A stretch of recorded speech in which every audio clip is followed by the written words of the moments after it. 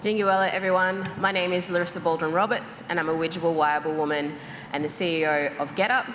I'm also the co-founder of Common Threads, an Indigenous organisation. We're coming today to talk to you because we are Aboriginal women from across Australia, and we know that our country is looking forward or trying to host COP31, and we wanted to speak from an Aboriginal perspective around what we expect out of COP31.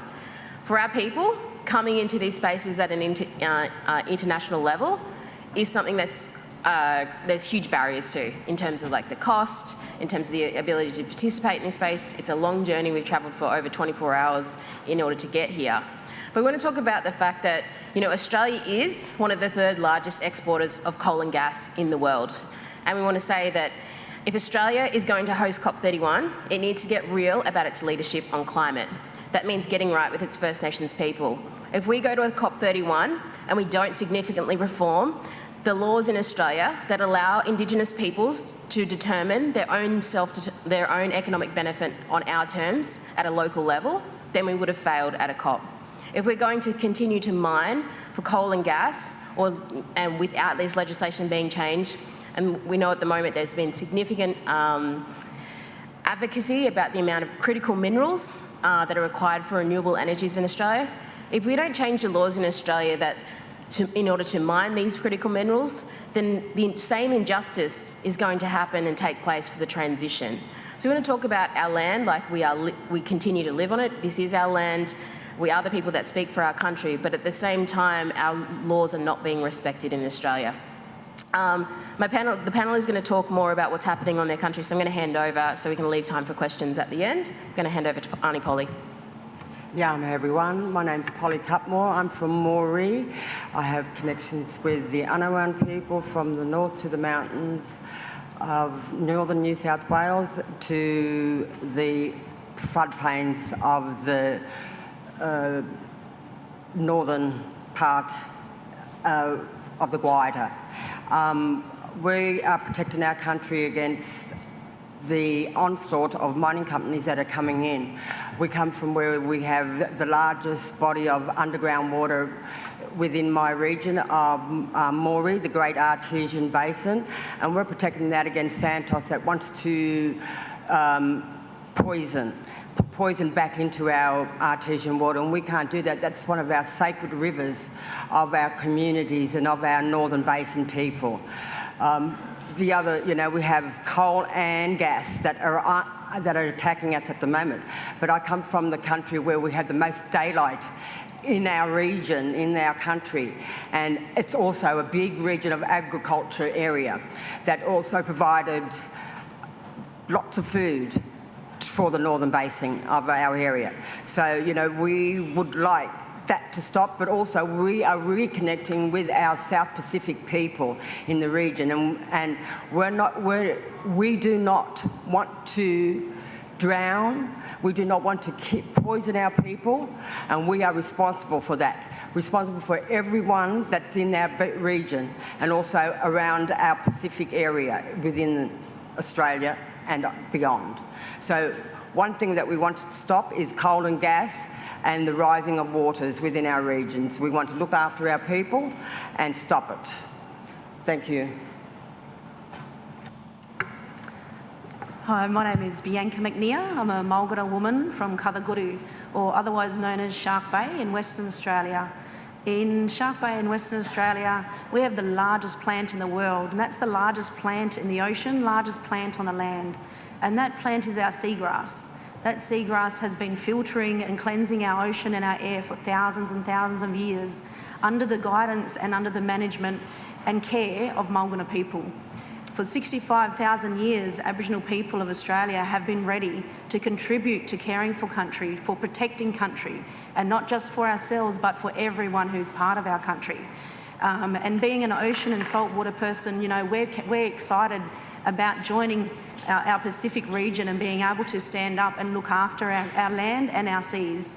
Our ocean connects us all, and it's very important to the First Nations people of Australia to be able to have a strong voice in leading that story and leading that fight to protect country.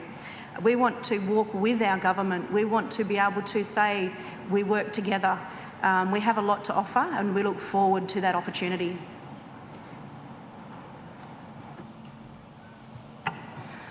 Good morning, everybody. My name is Marwa Johnson. I'm a Wiradjuri woman from the broader Birragubba people of northern central Queensland on the east coast of Queensland, stretching out to the Drummond Range to the west. My people, our creation is the great water spirit, Kamakammayunji, the Mondagara, the Mandandara, and we believe that through being water people whose essence of life actually rests in the water that runs through our country, whose spirituality, culture, and everything that we know to be us and that dictates our connection to country comes to us from the story of water and our creation. And so the fight for climate justice is really about recognising that First Nations people within Australia have the longest legacy of sustainability on the face of the planet. We have the longest continual story of creation, and it's about protecting that story of creation. That is why we have things like COP.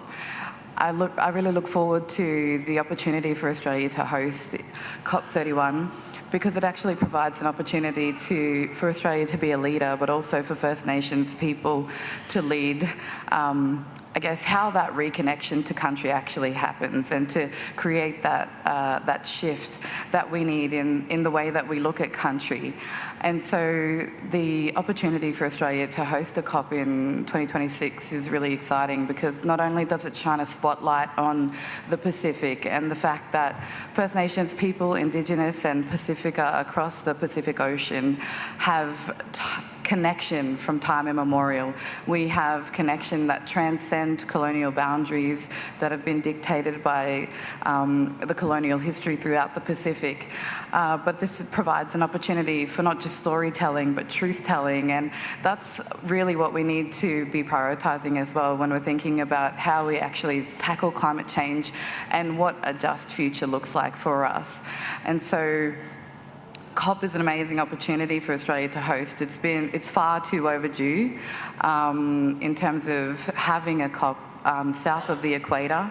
That hasn't happened in a long time, and it's really exciting that Australia could potentially host, and actually that gives First Nations and Pacifica across the country to a platform that we can really work from in terms of reshaping the climate conversation, but also this calls on Australia to actually step up and be leaders. You don't just have the First Nations people of the mainland behind you, but you have the Pacific behind you as well.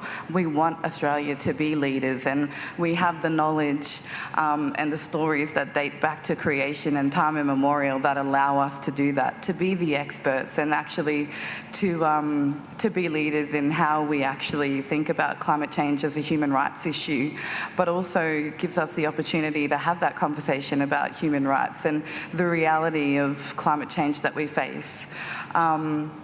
Australia is what's been happening in Australia over the last few summers, whether it's bushfires or floods. My community was heavily impacted by heavy rainfall after a cyclone just before December, the community that I live in. And it made international news, and I think far too often these events happen and we recover for a little while and then we move on. But I think the opportunity for Australia to host a COP means that, that attention can maintain, and we can actually build towards something that offers us an opportunity and a platform to have a real conversation about the human rights aspect of climate change and what real justice and change looks like moving forward. Thank you. We can open for questions now.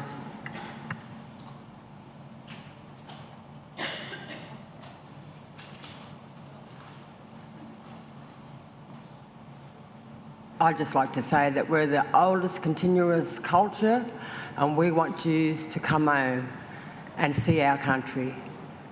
Come home.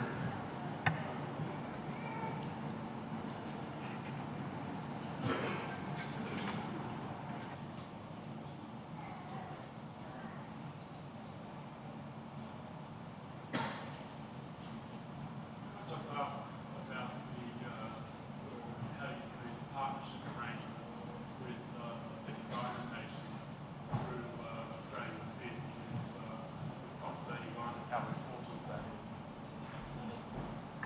So obviously it will be an Australian COP, but our role in the Pacific and Australia's relationship with the more broadly Asian countries and how we situate ourselves within the oceanic region. Australia has highlighted that it will be a Pacific COP, that it will be an Oceans COP. This is important, and it is showing leadership from the Australian government to acknowledge the amount of climate impacts in our regions, but also understanding how important the Pacific nations and limiting climate warming to 1.5 degrees is for low-lying islands, not just across the Pacific Island, also across our borders and that sort of stuff as well. So in terms of that partnership, there's a lot of work to do. Australia is still in a space of building its relationship across the Pacific, and particularly we have been focused on the relationship that we need to build between First Nations people, because we are hundreds of different nations that speak different languages. Even in the mainland of Australia, our needs are different. When we talk about the kind of adaptation needs of the Pacific, the reality is that some of these islands are going to need to come to Australia. And if they're going to come and live in our country, then there's a conversation that needs to happen with First Nations people about where they're settled. How is this, how is the relationship going to form with the First Nations people? Because we know what it's like to be stolen people and displaced people and the trauma that comes from that. It's not something that we want for our Pacific brothers and sisters, but we also need to make sure that we can manage this in a way where we can understand as Indigenous people what that loss looks like and what that adaptation looks like. If you take away country from people across, whether it's in Australia or the Pacific nations or the Asian region, who are you without your country? Our entire law and cultural system is based on land, and we know that as Indigenous peoples. And Australia, this is why I say Australia as one of the largest exporters of coal and gas, you can give treaties to the Pacific, you can talk about transport, you can talk about agriculture, but if we don't phase out fossil fuels, we're not going to limit warming to 1.5 degrees, and it's spelling disaster and the end of cultures across the Pacific Ocean. So, we need to be serious about that, and Australia needs to actually stand up as a leader and make the contributions into the Loss of Damage Fund, but also we need to phase out fossil fuels.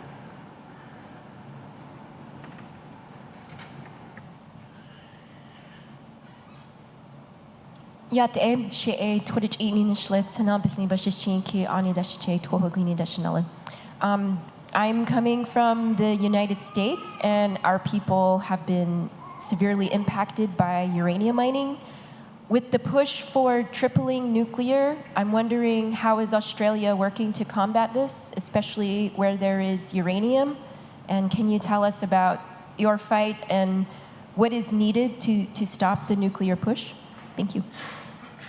Yeah, so one of the things to say on nuclear is obviously we have a deal that was announced between Australia, the UK and the US, AUKUS, which is mostly about uranium mining and nuclear submarines.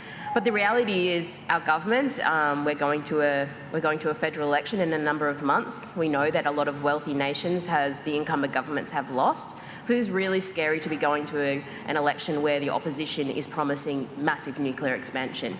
For over, I think it's almost 30 years, there have been significant fights in Australia to stop mining uranium, because for a lot of traditional owners and Aboriginal communities in Australia, uranium deposits are sacred country. It's sickness country. It's country that, our people, we are the first scientists. We know what was kind of beneath our feet. And so there have been incredible fights waged, not just around not mining this country, but also when Australia talks about nuclear waste dumps, they talk about dumping it on Aboriginal land. There has been decades-long fights to get rid of nuclear waste dumps. In Australia, and this is for a lot of countries, in states, there is bans on nuclear proliferation. Also in terms of the waste, we only have low-grade waste facilities within Australia. We cannot process and store nuclear at a medium to high grade. And so when we're talking about the AUKUS agreement, which happened under the last Conservative government, there was no consultation around this, right? We don't want nuclear in our backyard. We don't want to see, we're moving into a space across the country as well or across the world where there's a lot of instability, there's a lot of war happening, and it feels like the best policy to stop a war or to stop a war on your homelands is to have a nuke. This is where we're going into. So we don't want to see that proliferation, whether it's for energy. We know it's not the right solution. The reality is we're at 40% of renewable energy in Australia right now. Nuclear is not going to come on for another 20 years. That's if it stays on track. It's not on track anywhere else in the world. So it's a false solution, and we don't want to be like, right now, I understand, we talk to a lot of people in regional and remote areas, people are experiencing climate impacts, they're being displaced by floods, people believe that climate change is real, and they know the government needs to do something about it. The reality is of what you hear on the internet, nuclear sounds like a big tech solution. The reality is it's driven by a lot of this online tech culture and that sort of stuff, and you know, kind of this online media culture that has been effective in lots of different elections. But we need to push against false solutions. We are lobbying our government. It is deeply unpopular in Australia, and we need to make sure that there is no social licence for nuclear. So we don't want to see the proliferation for us or for anybody else's country either.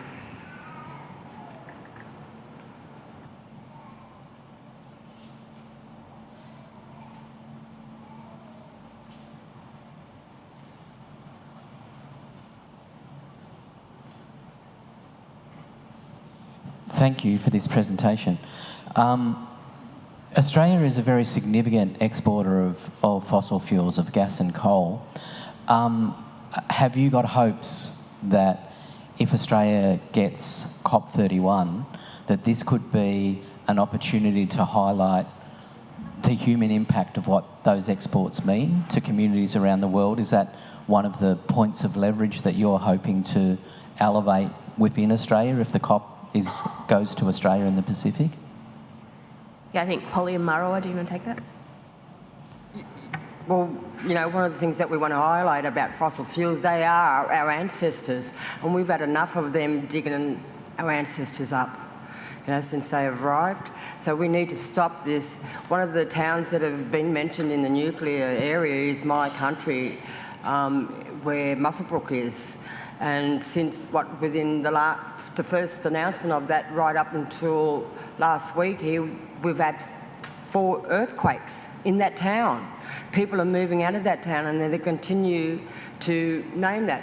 And we've told them, no, we don't want that. You know, we've got to stop that. We can't have our country destroyed anymore. We need them to sit down and start listening and looking at us and listening to us. Yeah. What do you want to...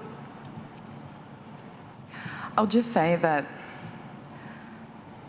since first contact, you know, what has developed into what is perceived as Australian culture these days is been a lot of things that, yes, it's a you know, developed first world country, but also doesn't always have the greatest reputation, especially at the international stage, especially when it comes to human rights, especially when it comes to First Nations rights, especially when it comes to adhering to the UNDRIP, the United Nations Declaration on the Rights of Indigenous People, especially when it comes to conventions and covenants around business and human rights and civil and political rights. And so what the opportunity to host COP actually does is provide an opportunity for Australia to really think about, you know, our identity internationally and how we are perceived around the world, because we know that throughout the Pacific and especially across Australia as well, First Nations people, Indigenous peoples, Pacifica,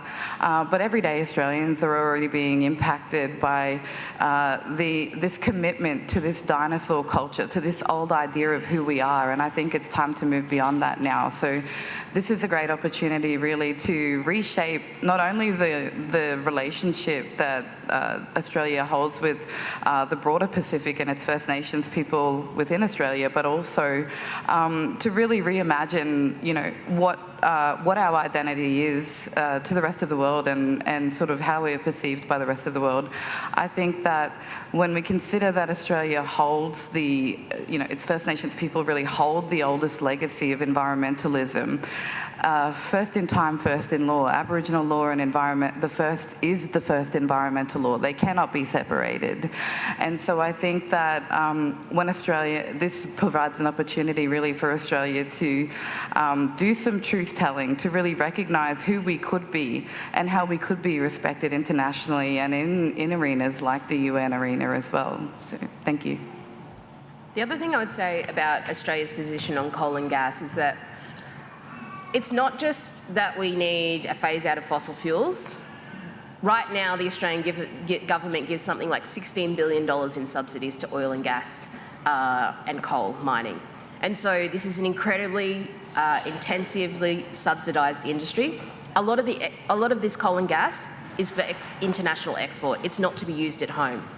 And so Australia kind of shirks its responsibility by saying, well, it's not being burnt here, so those emissions are not ours. That's rubbish. The reality is they are blowing the climate budget that we have, and we come to COP as a collective global community to say we are all responsible for the global emissions here, and we are all responsible. So they can't keep passing the buck like that. In terms of coal and gas and what we need, in the lead up to COP, I think leadership for the Australian government looks like giving the Australian voters a date when we will have the last coal mine in production, when we will have the last gas field in production. The 5 strategic basins that they're talking about right now, there is absolutely no way that they can go ahead. And at every single point at those, whether it's a production level, in terms of like where they're thinking about building the gas processing hubs, or it's actually on the land where it's being mined, there is traditional owner groups who are standing in opposition to this. Not just because they're against mining, but because they understand the impacts of climate change in their communities, so they're fighting for the survival and their ability to stay on country, which is our right as Indigenous people. We need our government to take that $16 billion and invest it in adaptation. We are a country that has extreme weather. We've always had that, but the intensity and the frequency has increased dramatically over the last few years. We've had fire fronts the size of Manhattan burning like thousands of hectares, destroying billions of animals. Like, we cannot continue to keep going down this track. It's absolute madness. The other thing is that our water resources, like everywhere in the world, are precious. We are a country of droughts, and all of this industry, in order to get the coal out of Australia, in order to use the gas and frack it out of the country, you're using millions of litres of water, and we just cannot continue to do this. In somewhere like the Beetaloo Basin in the Northern Territory, it's like 30 million litres of water. There's 91% of the territory's landmass relies on underground water sources, and we are drilling through that and fracking. Like, yes, it is a majority of Aboriginal communities that are there, but you know, at what level do we say our water is precious and a collective asset and cannot be sold off? It needs to be protected, and we need to have legislation in Parliament that protects our water sources right across the country.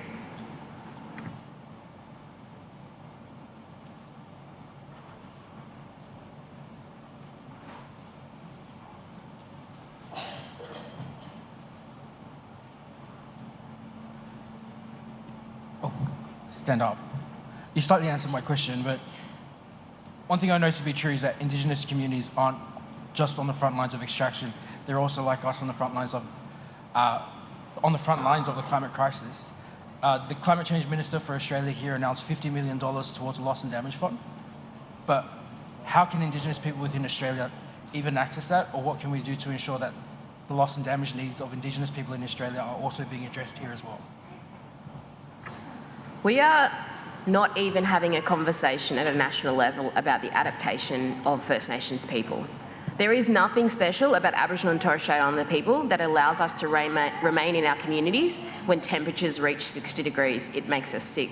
It's responsible for like a lot of heat stress, a lot of health problems, and when you live in a remote and regional areas, you might need to travel 14 hours to a hospital. And I think that's the reality of like, Australia doesn't look like, for Indigenous people, Sydney and Melbourne. We live in remote and regional areas, and we have to travel a long way for healthcare.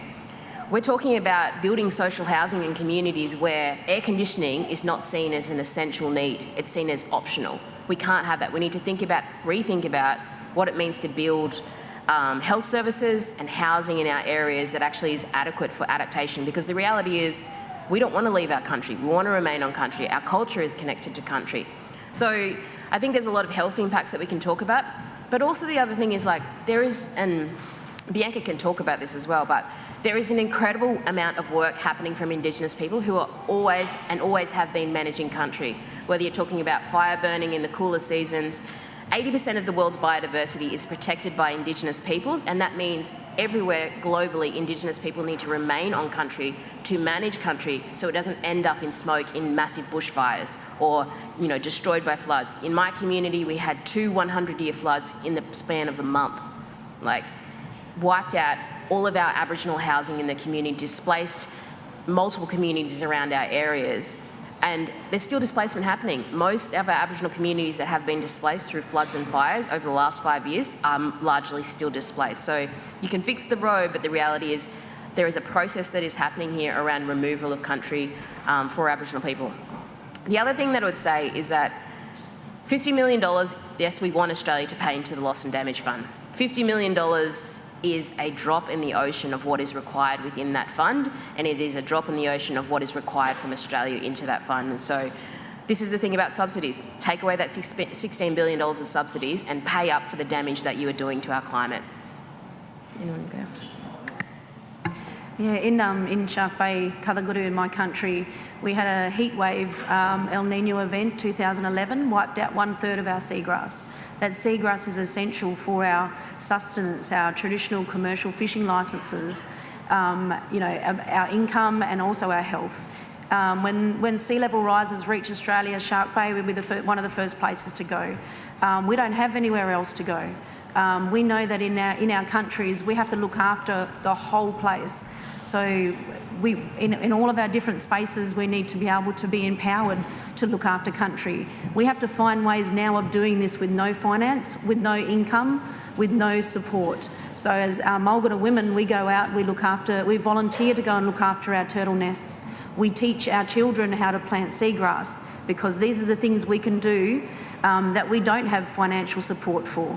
But if we had some sort of financial support to help create some adaptation processes such as seagrass restoration and adaptation processes, we would be able to be empowered so much stronger and bring our women and our communities forward with us all. That's all we have time for. Thank you, everyone.